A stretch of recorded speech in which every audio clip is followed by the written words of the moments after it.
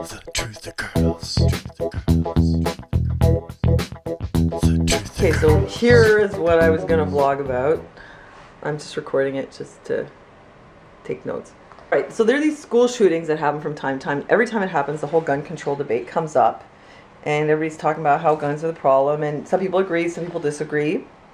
But there's another side to this whole problem, which has to do with mental illness, which also comes up. Why are the kids so screwed up? But another side to this part about mental illness is the medications. And that's the part that doesn't get that much attention in the media, and that probably most people don't realize, is that in a lot, or even actually most of the cases, maybe not all of the school shooting cases, but the majority of them, the kids that did the shooting were on psych drugs. Usually antidepressants. I looked into this. Okay, Mike Adams has a really good article about this. This is like the hidden reason of the school shootings, and then there's a whole list there of people who've done school shootings and committed suicides or killed other people, sometimes their own parents, while under the influence of antidepressants like Prozac and Luvox and things. But I had done some research, and there was this list from the FDA that it lists the drugs most likely to cause you to be violent towards others. And right at the top are several antidepressants, also dexedrine, which makes you 10 times more likely to be violent than any other drug would make you. And at the very top was Chantix, the anti-smoking drug.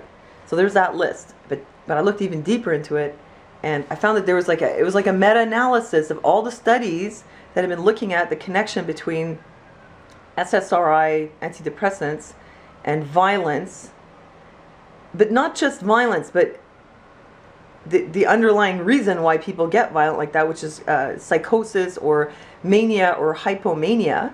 And in the Prozac studies, which were 4 to 6 weeks, even the manufacturers admitted that this mania or hypomania occurred in 1% of people taking Prozac. That's from the manufacturer who wants you to take it. Other studies found that it was higher. In one, it said 6% of people who take these drugs have manic or hypomanic episodes. Another found 16%. Some of those were so out of control that they had to be isolated, and that the mania wouldn't even subside even if they were given other drugs to try to counteract the effect of the SSRIs. And notably, in one study, 2/3 of the people who had manic or hypomanic episodes had no prior history of bipolar disorder or mania or hypomania. With the older tricyclic antidepressants, the only people who had manic episodes on them were people who had a history of having them before they'd taken the drugs.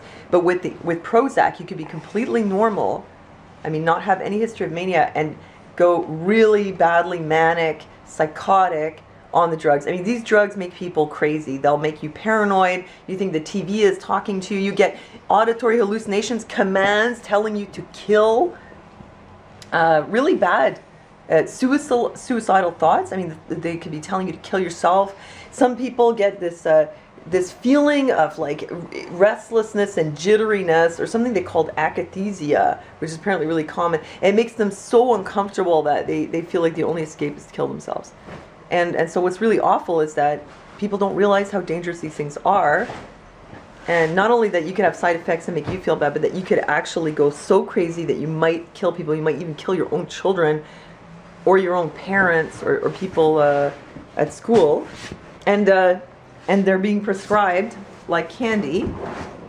And nobody seems to want to look at this. And it's like, when I brought this up before with a psychologist, someone I know, and he said, yeah, but you know, there is already a risk of suicide for people who are depressed, or there's a risk for violence for people who have mental illness in general. But this shows that this behavior or this psychosis occurs in people who did not have a history of it, and it shows that they get worse on the drugs. The risk of suicide and homicidal mania is increased with the use of the drugs. It's not because they're depressed or crazy or whatever to begin with. It's the drugs doing it. So that's what I wanted to vlog about. I tell you, don't do drugs, pharmaceuticals, antidepressants, it's very dangerous. And I'll leave you the links. Thanks for listening to me, and I'll see you next time. I guess I just did my vlog.